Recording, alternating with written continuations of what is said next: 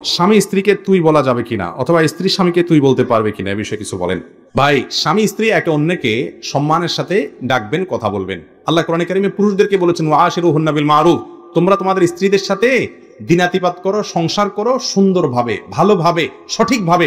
তুই বলে যদি তাকে তোকারি যদি বলে, তুই তোকারি করলে এটা কি ভালোভাবে বসবাস করা হয়? না, এটা ভালোভাবে বসবাস করা, এটা ছোট লোকই। রাগের চোটে স্ত্রীকে তুই তোকারি করলে এটা জায়েজ নাই। একইভাবে কোন স্ত্রীও তার স্বামীকে তাচ্ছিল্য করে ছোট প্রকাশ হয় এরকম কোনো কথা বলা জায়েজ নাই, কারণ তিনি তার বড় হিসেবে তাকে সম্মান করতে হবে, অভিভাবক হিসেবে তাকে সম্মান করতে হবে, তার আনুগত্য করতে হবে।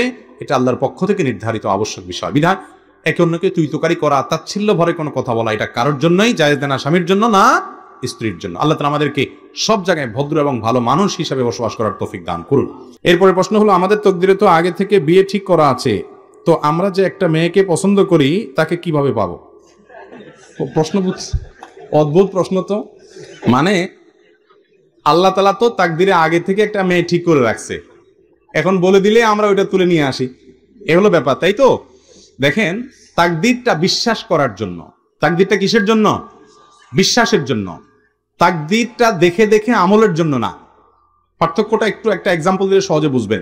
আপনি একজন প্রভাবশালী ব্যক্তির কাছে গেছেন, উনি এমপি সাহেব, মন্ত্রী সাহেব বা একটা বড় পদস্থ কর্মকর্তা।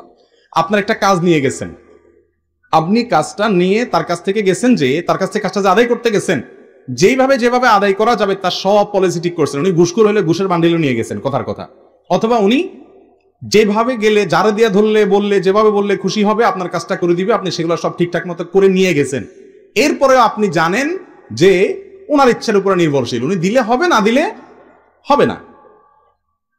এই যে আপনি জানেন একটা যে হবে সেটাই যেটা উনি করবেন, আমার চেষ্টা আমি করতেছি মাত্র, এই তকদির হলো ওই বিশ্বাসটা, আর কর্ম হলো ওই চেষ্টাটা। তকদিরটা বিশ্বাস করার জন্য। এখন আপনি যদি বলেন উনি যা বলবেন তাই তো হবে, উনি দিলে এটা হবে, আমার কাজটা না হলে হবে না, তাহলে চেষ্টা মেষ্টা বাদ দিয়ে যদি আপনি বলেন যে ওনার নিয়তে কি আছে আগে ওইটা দেখে আবিষ্কার করার চেষ্টা করি, তাহলে জীবনও আপনার কাজ আর হবে না। আপনি আপনার চেষ্টা করবেন, বিশ্বাস থাকবে হবে সেটাই যেটা উনি করবেন, সিদ্ধান্ত নেবেন। উনি দিলেন, ওনার মেজাজ মর্জি খারাপ হলে আমি চেষ্টা করার পরেও হয়তো হবে না, সেটা মাথায় রেখে আপনাকে চেষ্টা চালাতে হবে। ঠিক একইভাবে আল্লাহ তাআলা আপনার তাকদিরে কি লিখে রেখেছেন সেটা জেনে তারপর আপনি ওটা করে ফেলবেন, তাহলে তাকদির মানে কি? তাকদিরটা হলো আপনি আপনার চেষ্টা করবেন, আর বিশ্বাস থাকবে হবে সেটাই যেটা আল্লাহ তাআলা কি করছেন, ফয়সালা করে রেখেছেন। ঘুরে আপনি চেষ্টা করতে থাকবেন ভালো মেয়ে সন্ধান করার জন্য, করতে করতে করতে যেটা কপালে আসবে বুঝবেন ও তোমারে আল্লাহ তাআলা আমার নসিবে রাখছিল। কথা কি বুঝতে পারছি? এরপরে পাওয়ার পরে কদর করবেন খুব, যে সুবহানাল্লাহ, আল্লাহ তাকদিরে লিখে রাখছে এই জিনিস আমার জন্য, এই মানুষটা আমার জন্য। খুব ইজ্জত করবেন তখন, তাকদিরের লেখন আসছে আমার ঘরে, মাশাআল্লাহ। কথা কি বুঝতে পারছি? এখন আপনি পরিশ্রম না করে তাকদিরে কি আছে সেটা দেখার জন্য চেষ্টা করতেছেন। এক লোক ওই নামাজের জন্য ডাকছে, আর বলে না আল্লাহর হুকুম ছাড়া তো কিছু হয় না, আল্লাহ আমার নসিবে নামাজ রাখে না, আপনি চেষ্টা করে লাভ নাই, চলে যান। এরকম কিছু বাদর টাইপের মানুষ আছে না? তো ওই লোক আবার শার্ট টার্ট গায়ে দিয়া সকালে অফিসে যাইতেছে, চাকরি করে ডিউটি করতে যাইতেছে। তো যে লোক নামাজের দাওয়াত দিচ্ছে সে কলার ধরে বলতেছে, বেটা বয়, কই যাস? কয় কাজ যাচ্ছে। কোন কাজ যাবি? আল্লাহ তাকদিরে যা রাখছে তা খাবি, বয়, কোনো কাজ যেতে পারবি না। তো দুনিয়ার ক্ষেত্রে তো সে আনা ঠিকই বুঝে, অন্য ক্ষেত্রে বুঝে না। তো খোলাসা কথা হলো ভাই, তাকদির মানে কি? আল্লাহ তাআলা কি ফয়সালা রেখেছেন, আমি কি পাবো না পাবো, আমার কর্মের ফল কি দাঁড়াবে আল্লাহ জানেন, এটা আমার বিশ্বাস থাকবে। বিশ্বাসটা বিশ্বাসের জায়গায় থাকবে, কর্মটা কর্মের জায়গায় চলবে। কর্মটাকে বিশ্বাসের সাথে রিলেট করে, বিশ্বাসের উপর নির্ভরে কর্মটাকে থামিয়ে দেওয়া বা কর্মটাকে নির্ধারণ করার নির্দেশ আমাদেরকে করা হয় না। নবী করিম সাল্লাল্লাহু আলাইহি ওয়াসাল্লাম বলেছেন, আমালু, তোমরা তোমাদের কাজ করতে থাকো, যেটা নসিবে লেখা আছে কাজ করতে করতে তুমি সেই জায়গাতেই যাবা। কথা কি বুঝাতে পারছি?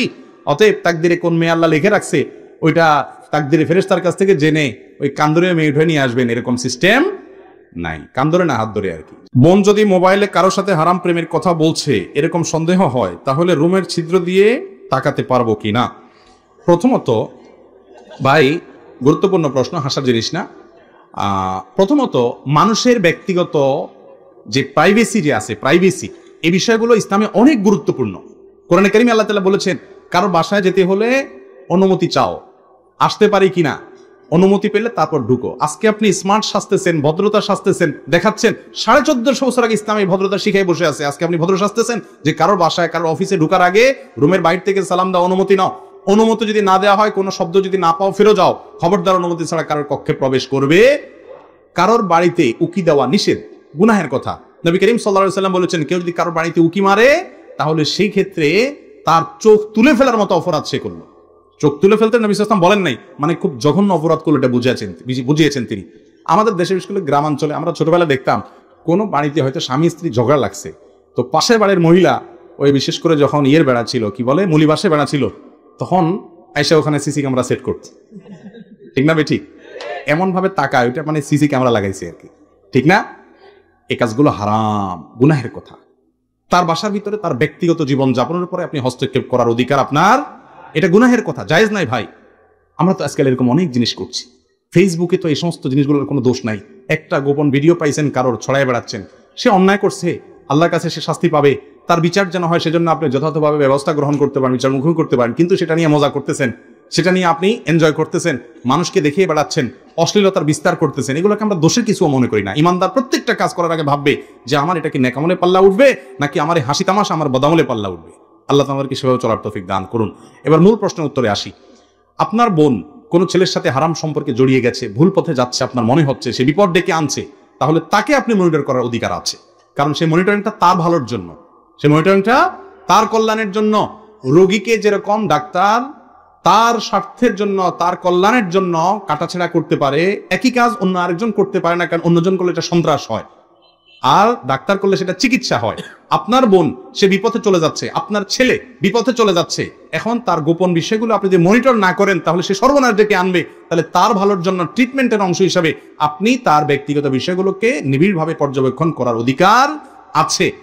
কিন্তু যদি সেরকম কোনো সম্ভাবনা না থাকে, অহেতুক আপনি তার পিছনে লাগালাই করেন, এরকম অনেকে আছে অভিভাবকরা, অযথাই তার পিছনে লাগালাই করতেছেন, অযথাই সন্দেহ করতেছেন, কোনো সন্দেহ করার কারণ নাই, তারপরেও সেটা কিন্তু রোগ, সেটা কিন্তু ভালো কাজ না। বিশেষ করে স্বামী স্ত্রীর ক্ষেত্রে এই সমস্যাটা অনেক বেশি হয়। স্বামী যখন স্ত্রী মোবাইল ঘাটাঘাটি করে, মনে করে আল্লাহ জানে কার সাথে চ্যাট করতেছে। আবার যখন স্বামী ঘাটাঘাটি করতেছে, বউয়ের চিন্তা করে আল্লাহ জানে কার সাথে জানে চ্যাট করতেছে। এই অযথা সংশয় সন্দেহের কারণে দেখা যায় পাসওয়ার্ড নেওয়ার উদ্ধার করার চেষ্টা করে, ঘুমায় গেলে আপনার পাসওয়ার্ড উদ্ধার করার চেষ্টা করে। এই জিনিসগুলো কখনো ভালো জিনিস না। পারস্পরিক বিশ্বাস রাখতে হবে। হ্যাঁ, একান্ত যদি প্রমাণ পেয়ে যান, আপনার কাছে জোরালো সম্ভাবনা তৈরি হয়, বিভিন্ন করিনা আলামত পেয়ে যান, তাহলে এবার মনিটরিং করতে পারেন। তার কল্যাণের আশায় স্পাইগিরি করার উদ্দেশ্যে করা যাবে না।